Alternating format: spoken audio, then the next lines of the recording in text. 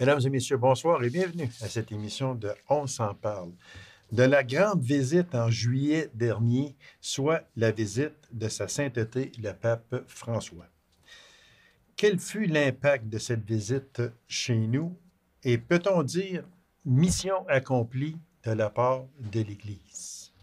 Alors j'en discute avec mon invité qui nous fait toujours un grand plaisir et un honneur de le recevoir. C'est Monseigneur Gilles Lemay, évêque du diocèse d'Amos. Monseigneur Lemay, bonsoir. Oui, bonsoir.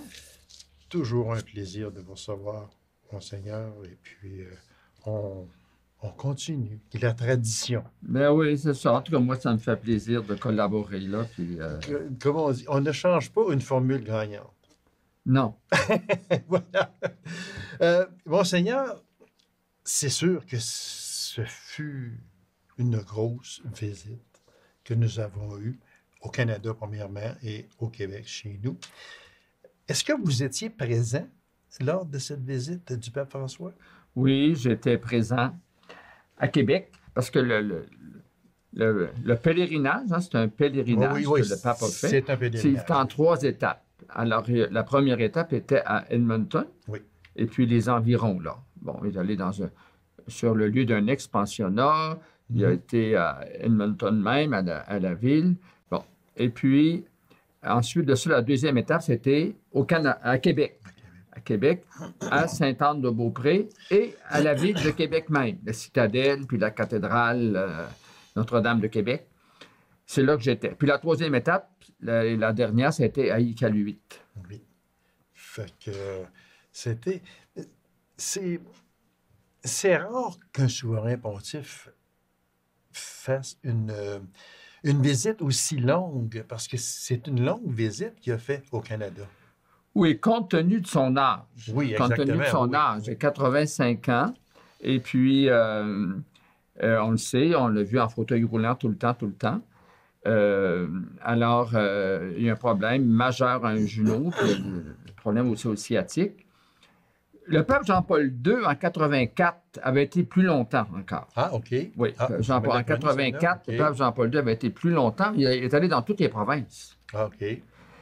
Et puis, mais là, cette fois-ci, compte tenu de son âge et de sa condition physique, aussi l'objectif de sa venue, qui est un pèlerinage, c'était ciblé pour faire des pas concrets dans la réconciliation, guérison et réconciliation avec les peuples autochtones.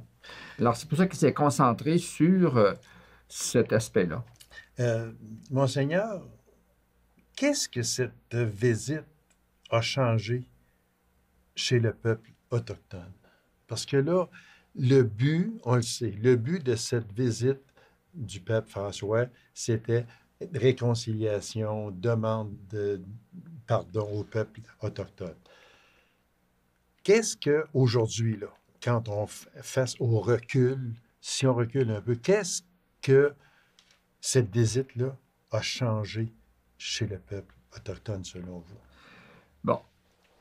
D'abord, le pape était bien conscient que c'était pas un coup de baguette magique, là. Ça ne ferait pas un changement spontané ou quelque chose qui arriverait du jour au lendemain. Bon. D'ailleurs, le pape l'a dit lui-même, c'est une première étape, un point de départ qu'il faudra continuer.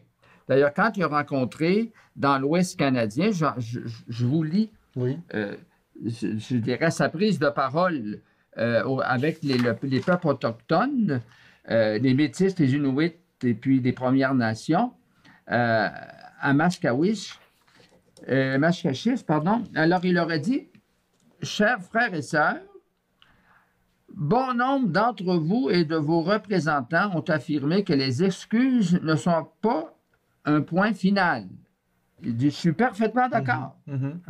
Elles constituent seulement la première étape, le point de départ. » Bon, je fais grâce de reste. Mais donc, il y avait une attente, une demande, une pression même faite par les Autochtones pour que le pape vienne au Canada. Bon. Alors, il a répondu à cette demande-là. ça a été synchronisé, préparé avec les évêques du Canada. Puis, on sait, il y a une délégation de ces 3 peuples-là, les Premières Nations, les Inuits et puis les Métis, qui sont allés au mois de mars dernier à Rome. Oui, exactement. Le pape les a rencontrés séparément, les a écoutés, puis après ça, il les a rencontrés les 3 ensemble. Puis là, il avait fait une première fois une demande de pardon. Et puis, là, ils ont dit, ben c'est bien beau d'avoir demandé pardon à Rome, on veut qu'ils viennent chez nous. Alors, le pape a promis qu'il viendrait, et puis il a tenu parole. Sa santé l'a permis, même s'il avait un handicap. Alors, disons que répondre à la question, est-ce que ça l'a changé? On verra à l'avenir. C'est un premier pas, c'est un point de départ. C'est ça. C'est le futur qui va le dire. Parce que, comme vous le dites si bien, là, c'était le premier pas qui a été fait du côté de l'Église catholique. Exactement. Fait que, suite à ça, qu'est-ce qui va se passer? Bien, c'est le futur. Parce que c'est sûr et certain que le pape, en ayant 85 ans, qu'on le veuille ou non, ne vivra pas encore 20 ans. Là, je ne pense pas. Fait que ça veut dire que ça peut être la succession du pape François aussi qui va continuer l'œuvre commencée. Oui, absolument. Puis il a confié aussi aux évêques dans chaque province, parce que toutes les provinces de l'Ouest, puis le Québec, les Maritimes aussi, il a confié aux évêques de continuer d'être proches des peuples, des Premières Nations, de tous les Autochtones, où ils sont. Comme nous autres, ici, dans le diocèse d'Amos, on a des Anishinabés à Lac-Simon, Picogan, et puis on a aussi des Cris, plus dans le nord, dans le secteur de la baie James. Puis on a des Inuits aussi, dans le Nunavik. Bon, alors, moi, j'avais commencé, avant que le pape vienne, j'avais commencé à aller, surtout à Picogan et à Lac-Simon, pour faire des cercles d'écoute, leur laisser prendre la parole sur leur vécu dans les pensionnats.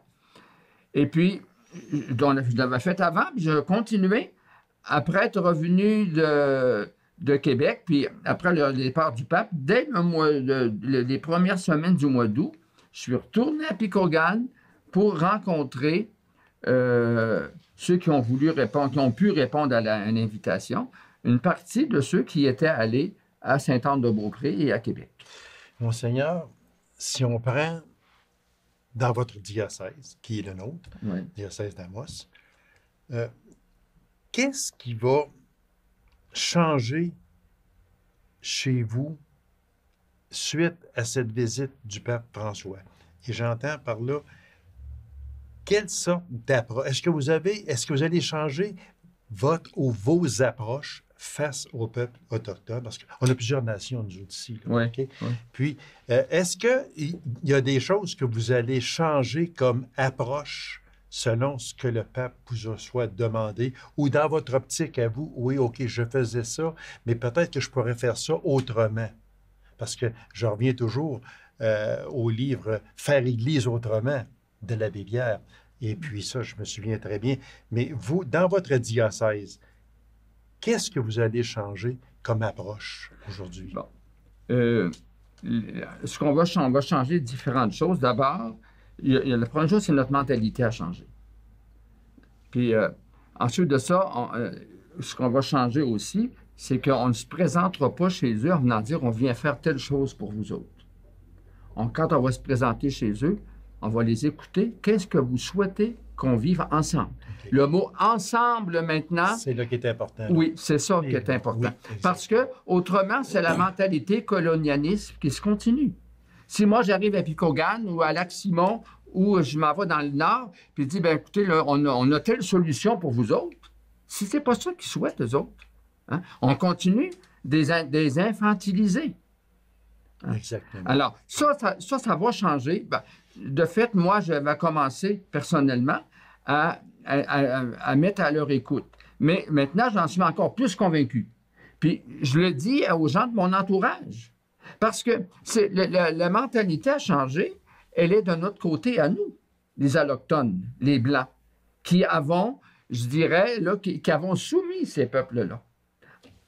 Indirectement, on a tous participé à ce colonialisme. Puis aujourd'hui, moi, j'ai entendu souvent dans ma jeunesse, puis ça fait 50 ans cette année, je suis prêtre, j'ai entendu des paroles blessantes vis-à-vis des Autochtones. Hein? À savoir que c'est une gang de buveurs, c'est des paresseux, puis ils se font vivre par l'État. Je m'excuse de dire ça là, à la caméra, mais c'est la mentalité de beaucoup de nos Québécois vis-à-vis des Autochtones. Ça, il faut que ça cesse. Hein? Puis ils l'ont dit et répété. Si il y a eu autant de gens qui ont tombé dans des dépendances d'alcool, c'est souvent pour oublier leurs blessures. C'est peut-être dû est-ce que aux accusations que l'on a faites aussi, probablement. Oui, puis les blessures qu'ils ont eues dans les pensionnats. Pour oublier ces blessures-là, hein, parce que dans les pensionnats, au lieu je dirais, là, d'avoir tous les abus qu'il y a eu de pouvoir, même abus sexuels, tous les abus qu'il y a eu, ça n'a pas contribué à leur donner une bonne estime de soi. Au contraire, hein, ça les a fait enfoncer profondément dans une mauvaise estime de soi. Et puis, quelqu'un qui n'a pas une bonne estime de soi, eh bien, il cherche des compensations. Vous, le Monseigneur, là, les pensionnats, on en parlait, tout ce qui s'est dit, avec preuve et l'appui, comment un prêtre comme vous, comment vous prenez ça qu'il y a des...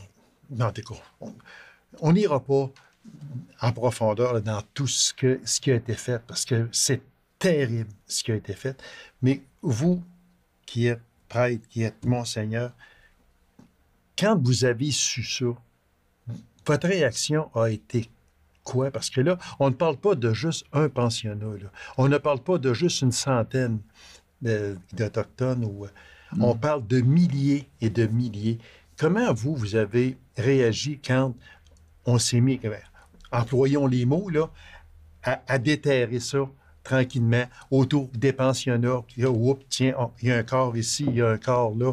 Aucune sépulture, absolument rien. Comment vous avez réagi face à ça?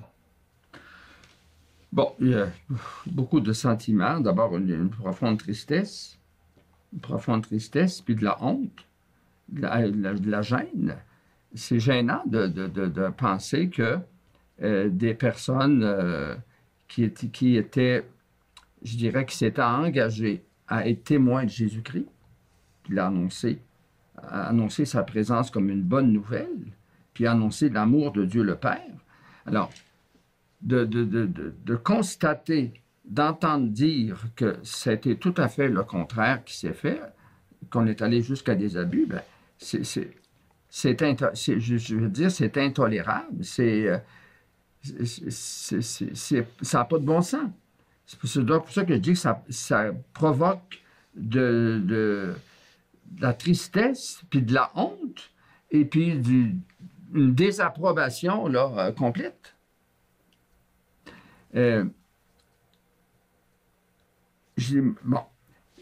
J'ai entendu par ailleurs, parce que dans les conversations privées, il faut faire des petites nuances entre ce qui se dit souvent en public et puis devant les médias, puis ce qui se dit en privé.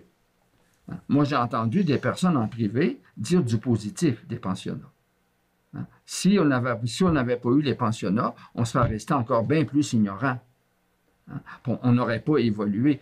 D'ailleurs, parmi les gens des Premières Nations, puis aussi des autres peuples, il y a des gens très instruits, puis il y a des gens aujourd'hui qui sont en mesure, qui sont debout, et puis qui sont du leadership dans notre société. On n'a rien qu'à penser celle qui vient d'être nommée juge de la Cour suprême, là, hein? Puis notre gouverneur général qui est une Inuit. Bon, il y a parmi ça des gens qui ont de l'éducation, qui ont des compétences, et puis qui sont des leaders dans notre société.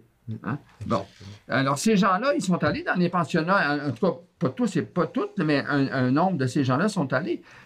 bon, il y a eu du positif, mais malheureusement, Le négatif a embarqué par-dessus le exactement. positif. Oui, oui. C'est ce qui est arrivé. Oui. Monseigneur, le poids des mots, c'est vraiment important et le pape l'a souligné également. Le pape a laissé tomber à la fin de son périple, enlever des enfants, changer leur culture, leur état d'esprit, leur tradition. Oui, j'utilise le mot génocide. Et quand on regarde la définition du mot génocide, c'est lourd ce que le pape a dit là. C'est une confession. Oui, oui, absolument. Oui, ben, dans le fond, tout son pèlerinage a été une confession. Quand il a dit « j'ai honte, puis je demande pardon quand il dit des personnes qui sont en autorité, comme ce qu'il a dit justement aussi quand il était à Québec, à la cathédrale, hein, il a dit je pense en particulier aux abus sexuels commis contre des mineurs et des personnes vulnérables, des scandales qui appellent des actions fortes et un combat irréversible. Je voudrais, avec vous, demander à nouveau pardon à toutes les victimes. La douleur et la honte que nous ressentons doivent devenir une occasion de conversion. Plus jamais ça. Bon. Oui, c'est une confession, comme vous dites, comme... disons que le pape, après avoir écouté, parce que le pape, c'est un homme qui a développé cette qualité, cet art, c'est un art, savoir écouter, d'écouter puis de discerner. Après avoir écouté, il l'avait fait à Rome, puis il l'a fait encore ici, dans son pèlerinage. Puis ça lui a aidé, il a été touché au plus profond de son cœur par la douleur, les blessures et la douleur qu'ont vécu les gens, surtout ceux qui ont été dans les pensionnats. Et puis, je dirais, là, l'esprit, ça a été mentionné, parce que c'est pas rien que l'Église, d'abord, l'initiative des pensionnats, c'est pas l'Église qui l'a pris. Hein? Ça, c'est le gouvernement. C'est le gouvernement qui a pris l'initiative. Dirigé par l'Église. C'est ça. Il a confié ça à l'Église par la suite. Oui. Donc, l'Église a collaboré, a été complice. Hein? Mais la décision a été prise par, je dirais, là, des laïcs, là, des civils. Des civils, oui. Bon, des hommes politiques. Et puis, l'intention était, les mots l'ont été dits, d'enlever l'Indien en eux. Oui. Hein? Alors donc, c'est ça un peu un génocide. C'est de ne pas reconnaître la culture d'un peuple, hein, et puis de prendre des moyens inappropriés, des moyens qui ne sont pas, je dirais, là, qui sont... qu'on désapprouve pour changer leur culture, puis je dirais leur donner, leur imposer une autre culture. Monseigneur, on sait que Saint-Marc a eu un pensionnat. Oui. Actuellement, c'est dans votre diocèse. Aucune fois, il n'a encore eu lieu, absolument rien. Non, pas s'il y en avait, est-ce que ça vous inquiéterait? Non. Non, ça ne m'inquiéterait pas. Qu'est-ce que vous voulez? Le pape, il nous l'a dit, il faut faire la vérité. C'est un des objectifs de sa venue, faire la vérité. Moi, je suis favorable à ça. C'est pas moi qui vais aller fouiller, mais moi, je ne m'opposerai pas du tout. Okay. La réconciliation du pape actuellement, vu ce pèlerinage, est-ce que la réconciliation, elle est, selon vous, une réussite, que ce soit totale, que ce soit partielle? On a dit que c'était un premier pas. Oui, c'est ça. Mais la réussite, selon vous, de ce voyage-là, qui était, après ma mort, il fallait commencer une réconciliation avec les peuples autochtones. Est-ce que, selon vous, le but a été atteint partiellement ou totalement, peut-être pas, de poursuite? C'est ça. Ça dépend quel focus on lui donne. je dirais, pour marquer un point de départ, une rupture avec le passé, tourner une page, ce qui est passé, malheureusement, on ne peut pas le défaire. On le reconnaît, on reconnaît le mal qui a été fait, hein? Et puis on le désapprouve, puis on le condamne, mais là, maintenant, on va de l'avant. Il faut marcher ensemble.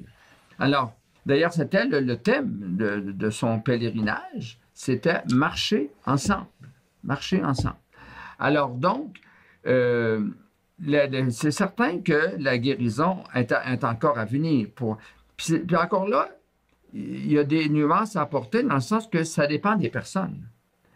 De tous ceux qui sont allés dans les pensionnats, puis des descendants ou des enfants de ces personnes-là, qui ont aussi eu le contre-coup je dirais, de ce que leurs parents ont vécu. Alors, il y en a pour qui la guérison est plus avancée que d'autres. Il y a des différences très grandes. On ne chemine pas au même rythme. De la même manière, exactement. Monseigneur, aujourd'hui, je sais qu'il y en a qui ont été très satisfaits de la visite du pape François. D'autres ont été moins satisfaits. Et il y a Conrad Sioui qui dit que ça aurait pris plus d'excuses. Selon vous, quoi de plus? Est-ce que le pape est venu s'excuser au nom de l'Église catholique? Faire quoi de plus, là, au moment où l'on se parle là? Oui, oui. Ben, il faudrait que... Moi, je ne suis pas dans la pensée de M. Sioui, là. Les excuses, il les a répétées même plus d'une fois. Oui. Bon, les excuses, il a prononcé le mot pardon. Il a reconnu qu'il y avait des abus, qu'il y a eu des abus de toutes sortes, même sexuels. Et puis, justement, avoir dit verbalement par des mots qu'il y a eu des abus sexuels, il ne l'a pas dit à Edmonton, puis il l'a dit, je dirais, là, dans sa dernière apparition publique à Québec, à la cathédrale, un moment où les évêques, les prêtres, des diacres permanents, des laïcs les plus engagés dans les diocèses et paroisses étaient là présents. Et c'est là qu'il nous a dit à nous qu'on était, je dirais, on avait une responsabilité de donner un témoignage d'amour, de l'amour que Jésus est venu nous parler de la part de son Père, du ciel. Puis on a manqué notre coup, hein, avec ce qui a été fait dans les pensionnats, entre autres. Puis la façon dont on a traité les Autochtones, puis les Premières Nations, les Inuits et les Métis. Bon. Alors, donc, le pape a dit, donc, à mon avis, ce qu'il devait dire. Bon. Puis, mais il y a eu une gradualité. Il n'a pas employé le mot génocide, par exemple. Il ne l'a pas employé. Il ne l'a pas dit quand il était les pieds ici. Il l'a dit dans l'avion. Oui, dans l'avion, exactement, devant les journalistes. C'est ça. Exactement. Bon. Alors, pourquoi il ne l'a pas dit avant? C'est parce que d'abord, dans sa pensée, le pape, il voulait que ça soit progressif. Parce que s'il avait tout dit la première fois, dans un premier entretien ou dans une première prise de parole, il aura fait de quoi après? Bon, alors, il faut reconnaître qu'il y a eu une progression réelle dans sa prise de parole, dans les paroles employées. Puis, le mot génocide, il ne l'a pas utilisé. Il ne l'a pas dit ici. En tout cas, dans l'avion, moi, ce que j'ai entendu, c'est qu'il a décrit ce que c'était sans avoir repris le mot. Il dit, ça ne m'est pas venu à l'idée. Monseigneur, avec le recul, parce que là, ça fait presque 2 mois là, que cette visite papale a eu lieu, la poussière est retombée. Quel souvenir on peut garder de cette visite et quel geste l'Église se doit de poser? Parce que déjà, nous, simples communs des mortels, pour nous autres, on n'en entend plus parler de cette visite-là. vous, à l'Église, c'est sûr que vous avez des communiqués ou des choses qui rentrent encore, mais nous, on n'en entend plus parler. Fait que, moi, là, si je vous demandais, c'est quoi les gestes là, à poser par l'Église? Bon. D'abord, premier, c'est commencer par écouter. Puis changer notre mentalité, comme j'ai déjà dit. Oui, vous l'avez dit tantôt, oui. Ça c'est pas fini, là. C'est pas parce qu'on l'a dit que c'est fait. Il faut continuer dans cet esprit-là de vouloir changer notre mentalité, notre façon de voir, respecter, chercher, puis on trouve facilement ce qu'il y a de positif dans leur culture. Il faut cesser de se voir comme supérieur. Il faut cesser de penser que nous, je dirais, les Nord-Américains puis les Européens, que nous, les Occidentaux, on a une mentalité supérieure, une culture supérieure à la nôtre. Ça, il faut que ça arrête. Puis il faut être capable de reconnaître le positif dans leur culture. Puis ça, le pape en a nommé, entre autres, le respect qu'ils ont pour la terre. Oui. Hein? Bon. Et puis, ensuite de ça, une plus grande humilité, donc, on a développé. Le pape, à son pèlerinage, a fait preuve d'une humilité là, exceptionnelle. Hein? Oui. Le pape, c'est un homme qui aime aller vers les gens, se déplacer. Là, il était en fauteuil roulant. Il était, je dirais, conditionné par ça. Hein? Et puis, non seulement, mais aussi parce qu'il ne pouvait pas faire les gestes qu'il voulait. Bon, en tout cas, il a fait preuve d'une humilité exceptionnelle. Ensuite de ça, pour les évêques, parce qu'on a fait 2 mois, comme vous dites, mais les évêques, on ne s'est pas rencontrés encore. Là, les 2 prochaines semaines, c'est 2 semaines complètes de rencontres d'évêques. Ah. Ou il en sera sur ma question. Oui, c'est à l'ordre du jour. Okay. La semaine prochaine, c'est les évêques du Québec. C'est à l'ordre du jour. Puis, la semaine suivante, ça va être à Cornwall, Ontario, pour les évêques de tout le Canada. Alors, c'est le sujet principal de ces 2 rencontres-là. Monseigneur, il reste à peine 1 minute, puis j'aimerais vous poser, ou terminer avec cette phrase-là du Saint-Père. Se rappeler le passé pour écrire l'avenir, prêche le Saint-Père. Je pense que ça résume à peu près tout. Oui. Vous êtes d'accord avec ça? Oui, c'est exactement. Parce que si on ne connaît pas le passé, d'ailleurs, comment de personnes, moi j'ai entendu, on ne connaissait pas notre histoire du Canada, ou notre histoire a été biaisée. Okay. Hein? Alors, parce que connaître le passé pour faire la vérité, puis, je dirais, mettre les points sur les i, les barres sur les t. Et surtout, en prendre connaissance, puis surtout... Prendre acte. Prendre acte. Et voilà. Monseigneur, ce fut encore une fois trop court. Je vous remercie de votre présence à cette émission, puis ce n'est que certainement partie remise, j'en suis persuadé. Mon plaisir. Merci beaucoup, Monseigneur. Et puis, bonne semaine et bonne fin d'été, si on peut dire ça de même, mais bon automne et bon hiver également. Merci beaucoup. Et beaucoup de santé à vous.